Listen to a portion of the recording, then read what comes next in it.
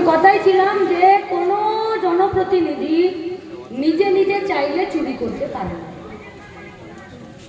क्योंकि सरकारी पैसा कागज के माध्यम से आता है और सरकारी पैसा काम पर भी कागज के माध्यम से काम पे लगता है और हिसाब भी उसका कागज के माध्यम से ही दिया जाता है।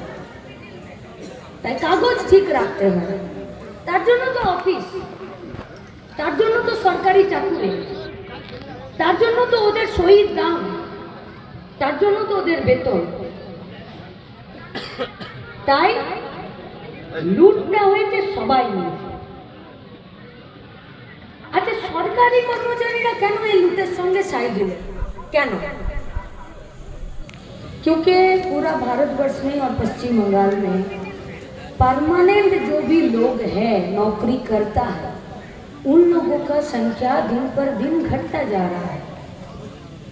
আর যারা ভলেন্টিয়ারি সার্ভিস করছেন, কন্ট্রাকচুয়ালে কাজ করছেন, রোজের হিসাবে কাজ করছেন, তাদের সংখ্যাটা প্রতিদিন বাড়ছে।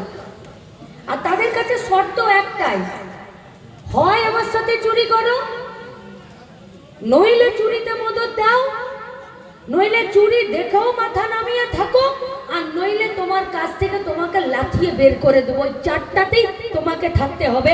তাই সব সরকারি কর্মচারীরা তারা বাধ্য হচ্ছে এই লুটের রাজত্বের নাম লেখাতে। তাহলে সবার প্রথম এদেরকে বাঁচাতে হবে। বাঁচাতে হবে তো, বাঁচাতে হবে তো। সরকারি অফিসে কাজ হয় না, সরকারি লোকের উপরে আমাদের রাগ। পুলিশ আমাদের এফআইআর নেয় না, পুলিশের উপরে আমাদের রাগ। সরকারি স্কুলে বাচ্চাদের লেখাপড়া শেখানো হচ্ছে না, মাস্টারদের উপরে আমাদের রাগ। আরে এরা কাজ করতে পারছে না কেন? কারণ কি তৃণমূল কংগ্রেসের সরকার এদেরকে সঠিকভাবে কাজ করাবে আর করাতে পারবে ওই সিস্টেমটাই রাখে না। এখানে যারা বাপ কাকারা আমাদের উপস্থিত আছেন, আমরা আপনাদেরকে জিজ্ঞেস করছি, বাড়িতে কোনো বাচ্চা হলে 1 কাঠা জমি বিক্রি করে দিয়ে ব্যাংকে টাকা রাখেন নাকি? যে ছেলেটা যেদিন যে চাকরির যোগ্য হয়ে যাবে, মানে বয়স হয়ে যাবে, সেদিন তৃণমূলকে এই টাকাটা ঘুষ দিয়ে একে চাকরি নেব রাখেন কেউ? কিন্তু পশ্চিমবঙ্গের ছেলেরা চাকরিতে ঘুষ দিল তো, শুধু ছেলেরা দেয়নি, মেয়েরাও দিয়েছে, দিল তো ঘুষ। আচ্ছা, ঘুষ কোথায় দিল? বুড়ো শিবতলা মন্দিরে? কোথায় ঘুষ দিল?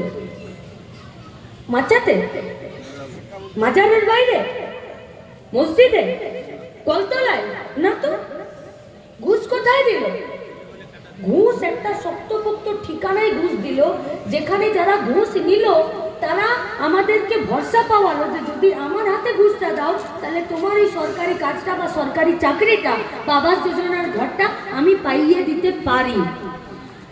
বললো তুমি কে হরিদাস পাল?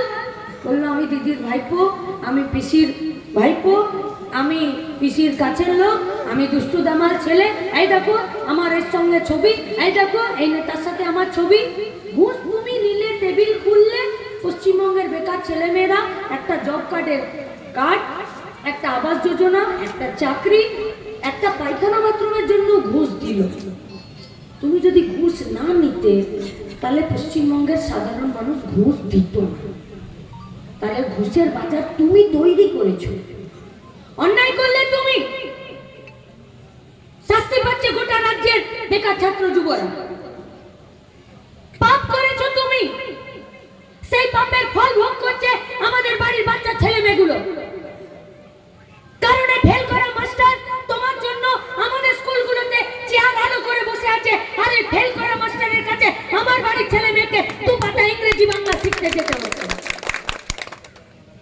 তুমি সরকারি স্কুলের কাঠামোটা ভাঙতে চাইছো কেন? কারণ ছেলেপুলেরা যদি লেখাপড়া করে বড় হয়, অঙ্ক করতে শেখে, বাংলা পড়তে শেখে, আমাদের দেশের সাহিত্য, বিজ্ঞান, সংবিধান পড়তে শেখে, তাহলে ওরা এই দেশকে ভাগ করার বিরুদ্ধে দাঁড়াবে। ওরা যদি অঙ্ক করতে শেখে তাহলে বাচ্চা থেকে ওদের মাথাটা ডেভেলপ হবে। ওরা ভালো মন্দ, ন্যায় অন্যায়, সৎ অসতের মধ্যে যুক্তি দিয়ে বিচার করতে পারবে যে তুমি বাপু ভালো নও, তাই তোমার পক্ষে আমি নেই। তাই स्कूल के आगे बंद करो। इसीलिए तो ममता बनर्जी का सरकार 8,000 स्कूल बंद करके 21,000 दारू का दुकान खोल दिया है।